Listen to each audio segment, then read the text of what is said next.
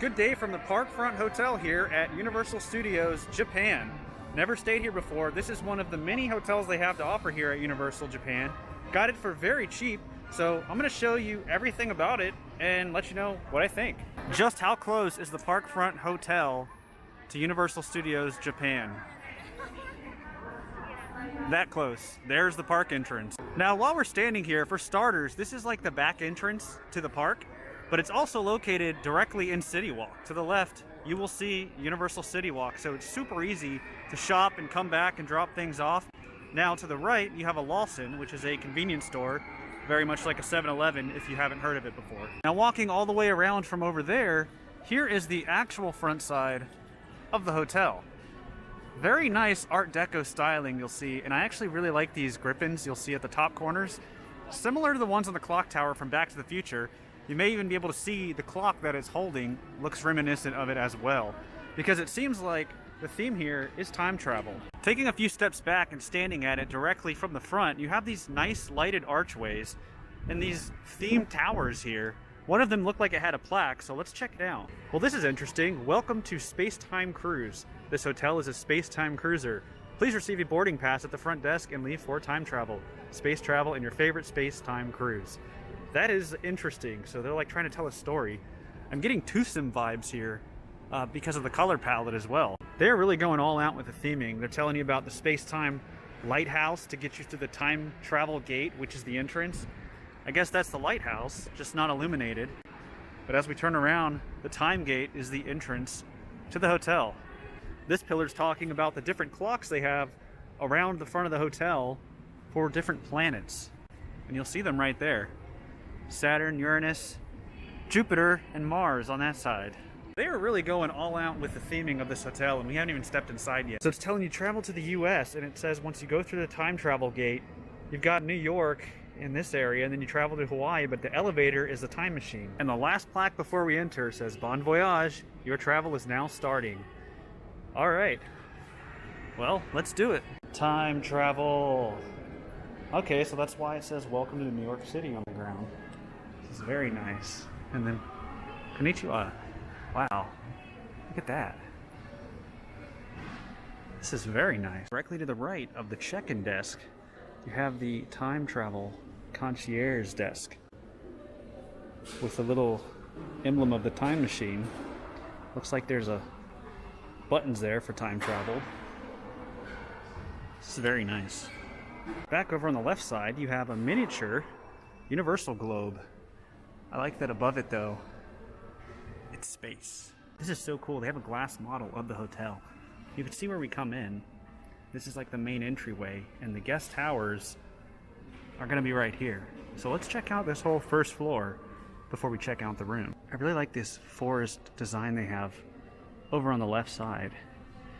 And it is clearly Art Deco design. I mean, just look behind the check-in desk. That is incredible. Continuing back, looks like there's two directions to go. Here at the split point, you can go to the left. Not sure what's back that way. Take a look at this tile floor. And there's the elevator time machines, very bright. We'll go over there a little later. To the right though, there's a luxury floor check-in desk. The detail they put in this place is incredible. I like the lights going around here. We're gonna go left first. And they even have colored lights in the ground, almost as if this is a runway. I think that's what they're going for. You can see green and red lights, and stars, and a moon above. Looking back where we came from and moving along, there's an opening here which goes down below. I believe that's where the parking is, because that's where all of Citywalk parking is at. Now's a good time to point out that this hotel was only like $80 for the night. Kind of crazy. I actually went ahead and paid a little more. I paid $100 exactly to get a room on a higher floor, just to maybe get a better view. Still, fantastic value for a theme park hotel with this proximity to the park. As we walk closer to the New York skyline, you'll see it's actually just a tile wall. Really nice details there. And to the right of that, Hawaii themed. I see what they mean by the different time travel areas. As we walk a little further, you'll see a sign that says buffet dining.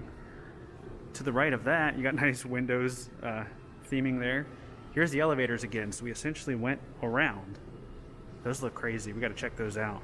Now this is one of the restaurants, Akala, and it is the buffet. Hawaiian themed food, I take it. Looks quite good. This is actually quite a large buffet, and you get some great views of the park. Huge open windows, and that's where you could see the spread would be. The seating goes all the way back there. Continuing along, you have some restrooms here, and then another miniature universal globe with a back entrance to Wolfgang Puck Pizza Bar. That's one of the restaurants out there in Citywalk, but there's a back way to enter from here. And it looks like, as we continue along, we can go straight to the Universal Park. As we get closer to the exit, you'll see to the left a Lawson, which is your standard convenience store in Japan. And to the right of that, you have Eggs and Things, which apparently was established in Hawaii. So go figure. You have a Hawaiian themed restaurant in the Hawaii themed area. Here's a look at the menu for Eggs and Things. You can see they really try to incorporate eggs wherever they can. And we just walked out the back area. This is where we started, here in front of the park. That's how close it is. Kind of incredible. Now walking directly back inside the hotel to the right, you'll see a map here. That's where we are. You can see the elevators over there, and there was the main entrance. Now it looks like on the second floor, not only is there parking, there's also lockers and a laundromat. I like the little fake flickering candles they have here. Something I'm noticing walking back in to the right of the globe, they have a screen here with all of the ride wait times. But it's only in Japanese, so use the app if you need to. Speaking of Japanese, if you don't know any, you're actually fine staying here. There's a lot of English everywhere. Even checking in, not very difficult if you're not fluent in Japanese. It's still pretty cool to me that one moment it feels like Disney's Caribbean Beach Resort or even Universal's Royal Pacific. And then as you walk around to the main lobby, it's just such a hugely different vibe. Really awesome. It's time to enter the time machine, aka the elevators. And right away, look at the clocks. Or floors. Is it a clock or is it a floor level? They're all just spinning, out of control. This feels kind of like Men in Black. Yeah, take a look at this. Welcome, agents. Even the font looks like Men in Black. Take a look at this. And the elevator. There's even lighting on the floor. Jugo Gai. Jugo Gai desu. And stepping out, because our room is on the 15th floor. On each side of the hallway, you have this description here saying that this is the Miami Art Deco floor. There's a description, only in Japanese though. Before we get to 1509, I passed this door here, vending machine, which you'll see you got right there, and it looks like an ice machine as well.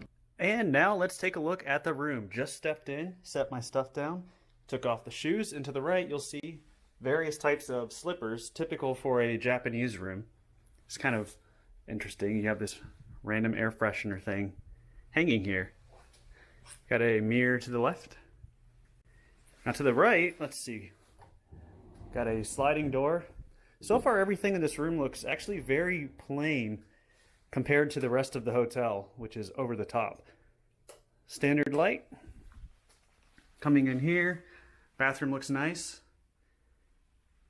Of course, as in every Japanese hotel, they give you everything you need. This is the first time I remember not to bring a toothbrush because look at that. You get it all. Got some cups here, a little stepping stool, towels, hair dryer, turning completely around. Light's already on in here. Simple sliding door for the toilet. Standard Japanese toilet. Nothing else going on in this room. In the shower, this is actually very similar to, I think it was Hotel Europe I stayed at, the layout. You'll see you've got all of your shower amenities and typical Japanese bathtub with the drain actually being right there and a directional hose, nozzle. Coming back around into the main room, place to put your luggage if you bring a suitcase. And this is kind of funny. Once again, they do the combining the two beds together. This is a very bright room, but it also feels rather empty. you have this completely blank wall. Nice deco in the back. It looks like you have an alarm clock in the middle and some options here. Okay, so that's the different light switches. You can control it from there, which is nice. You'll see some outlets. Not seeing any USB, and just by looking at this room, it looks to be an older room. You see by the furniture too. Furniture is a little bit old. That's okay though. Plenty of extra space over here. Little seating area. But again, the room just feels very empty. A little odd. You have your TV. Nice sized TV for a Japanese hotel. Well, this is strange. I feel like there were drawers here or something. And now they're gone. Or at least right here. Because you could see the fridge kind of hanging out. I don't even know how to... Oh, there we go. There's your fridge. We had a safe and tea maker. Coffee tea maker. Looks like you get 3 free bottles of water. It's very nice. And lastly, let's take a look at the view. Now I got a city view, not a park view. Still a nice view though. I mean, you can see Osaka quite well from up here. There's one of the other Universal hotels directly next door, and there as well. A few things worth mentioning in the room still, that they give you this little bottle of hand sanitizer. It's cool though because it says the Parkfront Hotel on it. Nice. And then, looking at the room key, boarding pass for Space-Time Traveler. That is really cool. They did a lot of work with the theming here. In the room book here, they show you the shops and restaurants that you can get to from the inside of the hotel. There's Tully's Coffee. I don't know if I pointed that one out. Eggs and Things, and Wolfgang Puck. Not only that, though, they have special items for guests of the hotel. I imagine you show your room key, but any of these items, special offer to guests only, so you probably get a discount. Time to find a store, and hopefully they've got one here in Citywalk, but something I mention almost every time in my Japanese hotel reviews is that if you have a 3-pronged cord, Japanese rooms only have the 2 prongs, so you have to get an adapter. I can't believe I forgot to bring one. I brought my laptop this time, and guess we'll see if they sell them here. Back in the elevator, and this one is green. I wonder if it just changes color over time. Figure I'll take a look in the Hotel Lawson, but I do like that they have this Universal Japan TVs all around. I went to all 3 Lawsons, the 7-Eleven, and the pharmacy. None of them had the outlet adapter. Then I remember when I first came to Japan, the hotel they had would actually check them out to you. So I checked in with the front desk, and they do. You just sign a paper, they'll give you a 3-prong adapter so you don't even have to buy one, and they give it to you in this nice little bag. Just make sure you turn it in when you check out. We're going to go to Niju Kokai desk, 25th floor, and see if it's any different. Sure enough, the color is completely different. The style's different. New York pop art floor. That is really cool. Just wonder what these rooms look like. That is going to do it from the Parkfront Hotel here at Universal Studios Japan. This was a great hotel, much better than I expected. I mean, the proximity of the park cannot be beat. And the value this time of year was incredible. I don't know if it's because it's COVID and stuff like that, but to be less than $100 for a room at a theme park like Universal Studios where you can just walk right to it, and Citywalk for that matter, definitely makes it a great hotel in my book. Theming was absolutely incredible. My only complaint, and not really a complaint, but just underwhelming thing, was the room itself. Because the hotel went above and beyond with theming. Incredible details that are easy to miss. I would have missed if I wasn't reviewing the hotel and looking around really in depth. Would I recommend it? Absolutely. This is one easily recommendable if you're coming here to Universal Japan anytime soon. But that is going to do it. Thank you all for watching. The caravan is moving on.